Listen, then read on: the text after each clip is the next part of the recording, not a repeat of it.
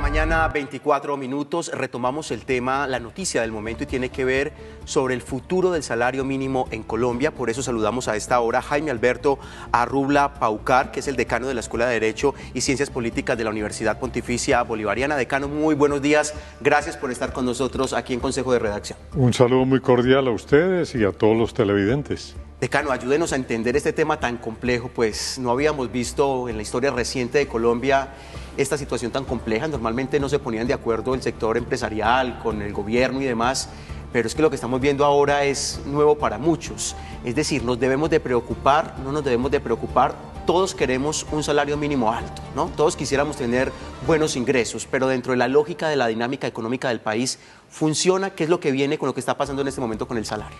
Lo que está pasando es muy delicado, porque contra todos los parámetros legales, contra la misma mesa de concertación, recordemos que la discusión estaba los empresarios un 5, un 6, los trabajadores un 16, 14, 16, y el presidente salió con un 23, es decir, él se fue más allá.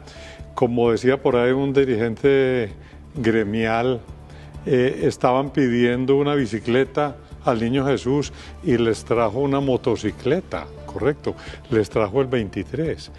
Esto inmediatamente disparó la inflación en el mes de enero, porque hay muchos precios en la economía ligados al salario mínimo, servicios públicos, etcétera.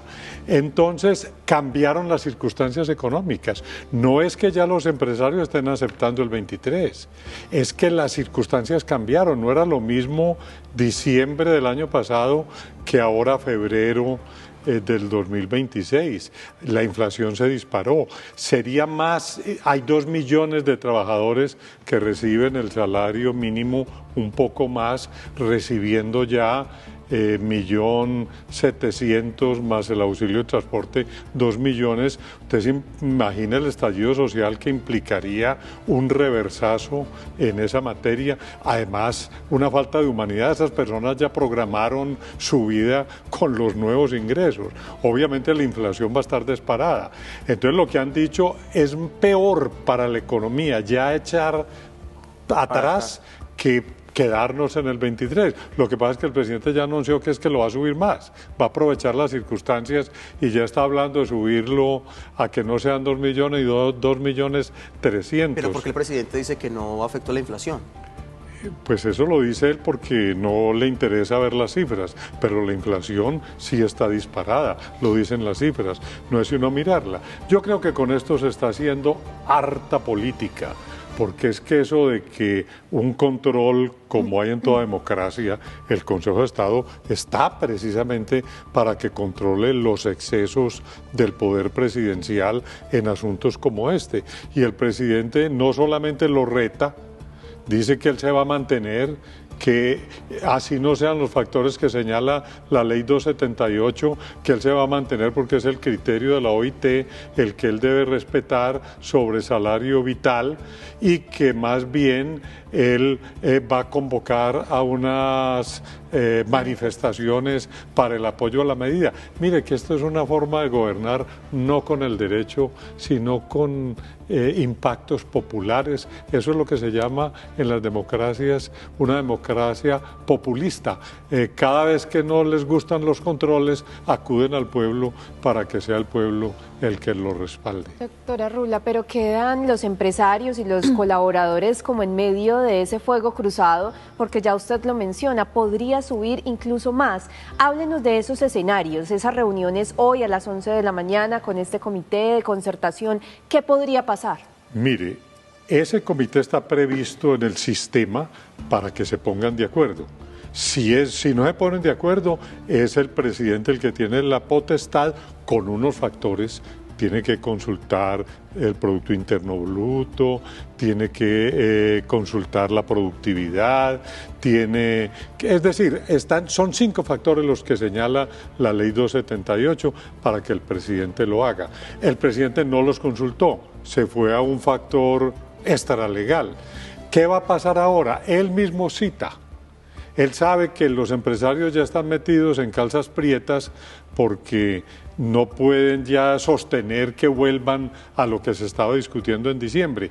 Ya van a tener que sostener que se deje así.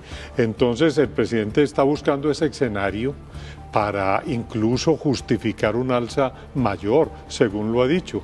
¿Eso qué efecto tiene? Electoral. Es que las elecciones son dentro de 3 semanas. Entonces lo que el presidente está buscando es ganar réditos electorales. Eso no se puede desconocer. No está pensando en la economía, no está pensando en la inflación, no está pensando en la productividad del país. Es que muy bueno que todo el mundo gane mucho. Pero cuando la torta no da para eso, primero crezcamos la torta. ¿Y cómo se crece?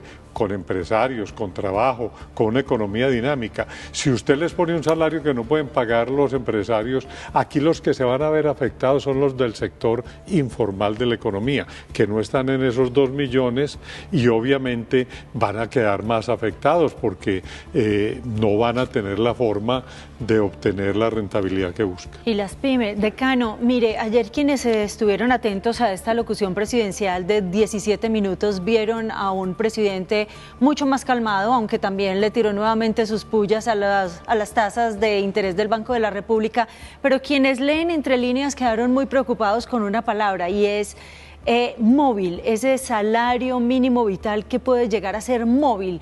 ¿Qué quiere decir el presidente cuando dice eso? Que él no está, lo que el presidente dijo fue muy claro lo que él hizo en diciembre. Yo no estoy sujeto a estos rubros que me señala la ley. Yo estoy sujeto al concepto de salario mínimo que lo menciona el artículo 50 y algo de la Constitución y lo menciona la OIT. Y eso es un concepto dinámico, porque usted ahí puede meter lo que quiera. ¿Qué necesita la persona para un mínimo vital? Salud. Usted puede meter hasta recreación, correcto. Sí, pero muchos dicen que incluso hace referencia a que podría variar nuevamente el salario mínimo en cualquier momento del año. Pues yo creo que eso le quedaría más difícil, porque el salario mínimo se eleva una vez cada año. Entonces estarlo subiendo, pero podría llegar a ese extremo. Es que estamos viendo que aquí, mire, el poder se controla a través del sistema, del derecho. El presidente no atiende al derecho, él quiere es un poder ilimitado y cuando no le hacen caso, pues insulta a las cortes y acude al pueblo, o a la constituyente, o a lo que está acudiendo ahora, a unas manifestaciones populares para defender el salario mínimo, y es defender que el mínimo vital, porque él se cambió el concepto. Ya aquí no vamos a volver a ver un concepto como estaba enmarcado en la ley, por el Producto Interno Bruto, por la productividad, por la inflación, porque el presidente ya entró el concepto del mínimo vital y lo quiere entronizar. Lo que ha hecho el Consejo de Estado de suspender y no suspender la medida, porque es también algo bastante discutible, porque dijo, se suspende, pero sigue vigente hasta que entre el nuevo decreto. Y dijo, el presidente tendrá que justificar, pero no le dijo y no podrá subir del 23. O sea que el presidente, si quiere, vuelve y se sale de casillas. Usted dice que es un tema netamente político. ¿Cómo entiende uno esto? Es decir, ¿cómo cree usted que se están jugando las cartas? Porque ese efecto en la economía podría afectar al próximo gobierno. Es decir, quien llegue a gobernar no la tiene fácil y podría llegar a ser pues, el candidato del presidente Gustavo Petro. ¿No cree usted que hay ahí como algo en contra, que les podría jugar en contra, o cómo analiza usted el panorama? Mire, el presidente ha estado en esta mesa de concertación ya 4 veces. Las 3 veces anteriores no sacó el concepto del mínimo vital. Se fue a apoyar el extremo de los trabajadores, pero con los conceptos que señala la ley 278. Ahora sí sacó el concepto del mínimo vital que le permite una mayor flexibilidad. Mire que se fue más allá de donde estaban los mismos trabajadores. Ellos estaban en el 18 y él se fue al 23. Y eso lo hace en el último año de su gobierno, próximo a 3 semanas de las primeras elecciones parlamentarias, donde cualquiera interpreta que lo que está haciendo es una agitación política de sus masas. Miren que conmigo tienen un salario vital. No le interesa la economía, no le interesa la inflación, no le interesa el desempleo que puede ocasionar la informalidad. Le interesa simplemente un mensaje que le está llevando a 2 millones de personas que ganan, y 2 millones y un poco más, que ganan el salario mínimo en Colombia y que le interesan para el apoyo de sus huestes en lo que es su movimiento político. ¿Cómo califica usted la decisión del Consejo de Estado? Yo considero que estas decisiones, si no se hacen ahí mismo, ya se vuelven muy difíciles de hacer. Recordemos que es que ya el Consejo de Estado tumbó un salario mínimo en el gobierno Santos, pero lo tumbó al año siguiente, o sea, ya había pasado, o sea que no tuvo ningún efecto. Este decreto, aquí vamos a quedar con 2 problemas. Vamos a quedar con un decreto que señala el 23 que está suspendido y con uno nuevo que vuelve y señala el 23, si no es que se va a hacer un poco más, que va a estar vigente. ¿Y el Consejo de Estado cuándo se va a pronunciar? Si no se pronunció ya en 2 meses que lleva, si ahora es difícil echarlo para atrás, usted se imagina echarlo para atrás en julio o en agosto. Eso ya sería casi que imposible, crearía una agitación social en el país que sería peor que dejarlo como está. Decano, ¿qué decirle? Qué pena, Cata, eso, ¿qué decirle a los televidentes? Hay televidentes que dicen, oiga, pero ¿por qué se molestan porque incrementen el salario mínimo? Eso es egoísmo, es que todos merecemos tener unas mejores condiciones. ¿Qué decirle a esa gente? Porque hay que entender también cómo funciona la economía del país. No es molestia. Ojalá todo el mundo en Colombia tuviera mejores ingresos. Lo que pasa es que nosotros tenemos que medir el tamaño económico del país. Es que es una productividad, es una torta que hay que repartir. Si usted no crece la torta, pues la tajada tiene que ser muy pequeña, no alcanza para todos. Entonces crezcamos la torta. Y si usted va a asfixiar a las empresas con impuestos y con un salario mínimo exagerado que no les da para pagarlo, pues la torta no va a crecer, antes se va a debilitar. O sea, no, es irnos en contra del populismo. Y más bien todos pensemos en un país donde haya productividad para que a todos nos vaya mejor. Eso es lo que hay que pensar. De eso le quería hablar, doctora Rula, el papel de las empresas, la posición de las empresas hoy, porque miramos todo este asunto del salario mínimo, por supuesto, desde el colaborador, pero si nos ponemos un poco del lado de esas empresas, que el 90% o más de las empresas en Colombia son pequeñas y medianas empresas, donde los impuestos están creciendo cada vez más por múltiples emergencias económicas, diferentes factores de la economía, donde les están poniendo en la mitad de esta discusión, porque quedan con un salario mínimo que hoy es de un porcentaje, mañana de otro, en ese vaivén un tanto al nivel electoral. ¿Qué pasa entonces con las empresas hoy? ¿Cuál es el estado de esas empresas? ¿Se están debilitando, se están cerrando, se están acabando? ¿O por el contrario pueden o qué pueden hacer para salir avantes de esta situación? Es decir, uno ve una política gubernamental que estrangula a las empresas. Mire usted, hay una nueva emergencia económica.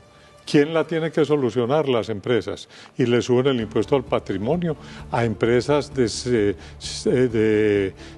que no tienen el tamaño que deberían tener para poder pagar tantos impuestos. El mínimo se lo suben y ustedes acomódense. Es decir, estamos estrangulando la actividad empresarial. Y si en el país se acaban las empresas, ¿de dónde vamos a sacar la riqueza para pagar tanta cosa?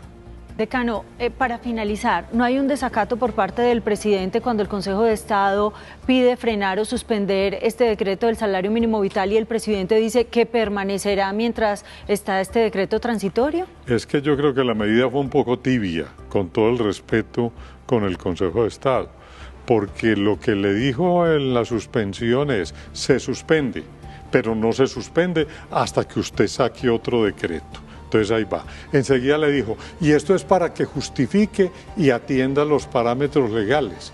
Entonces lo volvió a dejar supremamente amplio. Por eso el presidente lo ha tomado con mucha serenidad, correcto.